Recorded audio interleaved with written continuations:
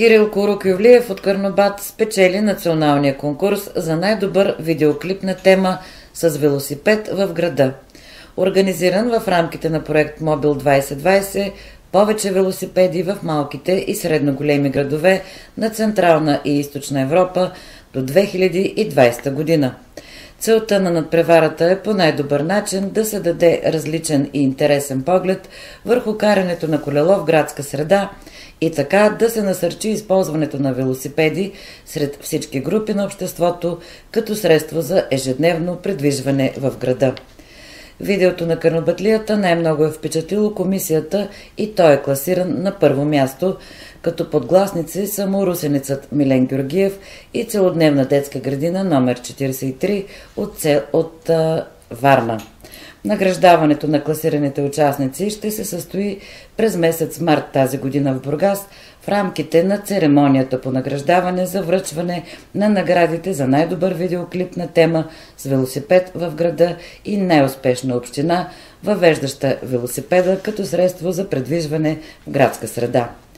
Клипът на младия карнобатлия може да гледате утре в сутрешното предаване на БНТ 1 «Денят започва». Ето и какво сподели за наградения клип и за себе си Кирил Курокювлиев.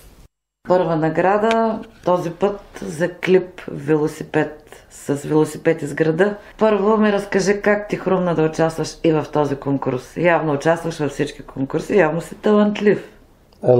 По-скоро съм доста инициативен, освен талантлив.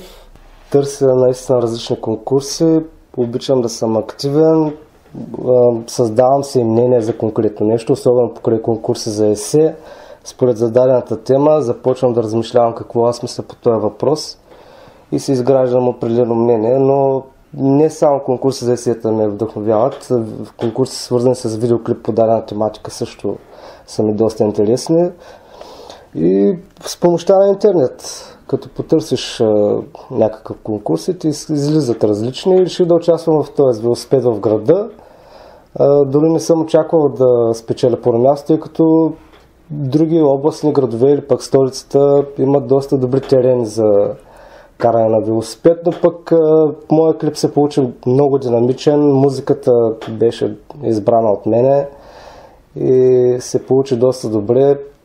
Заснехме го заедно с сестра ми, като винаги аз казвах къде да застане, какво да заснеме. В смисъл, усещах така как от кой ъгъл да се заснеме даденото действие, за да се получи добре и да е по-динамичен, тъй като все пак става въпрос за каране на велосипед. Там е готино да има динамика повече. И така се получи добър клипа. Колко дълъг е? Ограничението по условието на конкурса е да е до 3 минути, моя е 2 минути и 59 секунди, за да на границата пък и наистина има какво да се покаже в карането на велосипеда. По принцип бяхме заснели доста материал, над 3 минути със сигурност, но подбрахме най-добрите сценки за видеоклипа и го направихме за 3 минути. Озвучаването, казваш, ти избра музиката, чия е музиката? Музиката е един хит, може би е на 10 години, може би е на повече. Песента е на Boom Funk MC, песента се казва Freestyler. Доста беше нашумяла преди време, аз бях, не знам, може би 6-7 клас тогава. Наистина, може би над 10 години е този хит, но е много динамична и хубава песен, техно, хаос. А велосипеда? С твой велосипед ли направи клипа? Разкажи повече за това. Не е с мой велосипед. Моят велосипед лично е малко ръждясъл и не става за национален конкурс. По-скромно велосипед имам аз. Затова реших да потърся друг велосипед, по-запазен, малко по-нов, по-голям, така, по-представителен като за видеоклип и за конкурс от национално естество. И поразпитах 2-3 човека, дали може да ме служат за ден-два, тъй като за толкова заснехме видеоклипа. От нея една събота, една неделя. Велосипеда го взех от една жена, която ми е роднина, каза се Гинка Ангелова. И я помолих и разказах какво точно смятам да правя, колко време ще ми отнеме. И тя се съгласи и го взех така и за 2 дена заснехме клипа с сестра ми, като почнахме. Моята идея за видеоклипа беше да е от изгрев до залез, т.е. не цяло денонощие, но през светлата част от деня, откакто изгрява слънцето до самия залез. И горе-долу се получи без изгрева, тъй като станах 5:30 сутринта, но пък имаше мъгла тази сутрин и никакъв изгрев не хванах. Затова пък на следващия ден залезът беше страхотен и се получи добре. То се вижда и че съм станал сутринта от това, че може би някъде към 15 или 20 секунда от видеоклипа си поръчвам кафе от кафе-машината и си го пия така и там също се получава, че е сутрин. То тогава беше около 8 часа сутринта, но наистина за видеоклипа бях решил да отизгрев до залез и да се събудя 5:30 алармата ми звънна. Изчаках сестра ми до към 6:30, тъй като не очаквах да отнеме цял час да се разсъне и да се оправи. Излезахме двамата, тя също беше с колело, за да може по-бързо да се придвижваме от едно място на друго. И двамата бяхме с велосипеди и казвах къде да застана така и да снима, за да се получи възможно най-добре. Примерно има един кадър, където снимам по стълбите, как слизам с велосипеда по стълбите на стадиона, т.е. снимам 3 пъти, т.е. за да се получи така от различни ъгли да се заснеме това слизане. Съм се качвал с велосипеда 3 пъти и 3 пъти съм се спускал, за да се получи така, както исках аз да стане. А за тези, които не са имали възможност да гледат клипа, кои части на Карнобат си избрал? Избрах в началото на клипа частта от Карнобат е моята стая. Там включвам осветлението, излизам пред нас и започвам да карам към центъра, после градската градина, парка, минах покрай стадиона, отново към центъра, но други части от центъра.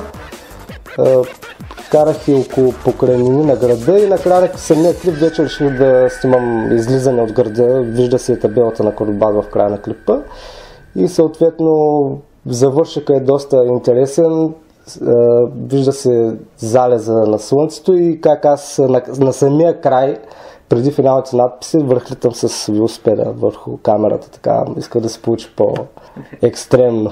Първо място, печелиш кога е награждаването? Церемонията по награждаването ще е в Бургас през март месец, като аз със сигурност ще присъствам, тъй като все пак съм на първо място, пък и съм най-близко до Бургас. Единственият участник, който е най-близко. Другите на второ място е момчето от Русе Милен и на трето място от Варна, забравих името на момичето, но аз със сигурност ще присъствам. Обичаме да понякога с пренебрежение да казваме местен патриотизъм, но според мен човек да притежава местен патриотизъм е много хубаво качество. Ти си един от младите хора, които се е дипломирал, върнал се в града си и не смята скоро да го напуска, може би. Търсиш ли винаги положителното в родния град, независимо, че не е столицата, че не е областен град? Аз се старая да бъда балансиран човек и не търся само положителното, да се вземам поука от отрицателното и общо взето мисля, че виждам всичко през различните ъгли или поне се старая да придобивам обективна представа за нещата, които се случват. Не гледам само положителното, старая се аз да бъда положителен, но не виждам само положителните неща, виждам и отрицателни също така. И гледам да намирам баланса между двете неща, тъй като не желая да бъда сляпо положителен човек, обичам да съм балансиран. Но нито крайно крив, както се в никакъв случай не обичам да изпадам в крайност. Нито негативно, нито положително. Обичам да съм по-скоро реалист, така да приемам нещата. Такива каквито са според фактите. И да припомним за нашите слушатели, може ли да изброиш миналата година, 2013, колко конкурса и какви си спечелил? Имам за 2013 година, но само в рамките на 8 месеца, а не за 12 месеца. В рамките на 8 месеца имам 22 сертификата от различни представи, като това включва конкурси за рисунка, за литературна творба, есе, конкурси свързани с банки, участвах в проект на Unicredit Bank, участвах в конференции на различни тематики, в обучителни семинари на различни теми, участвам съм в презентации, студентски конференции, много неща са и всичките са доста различни.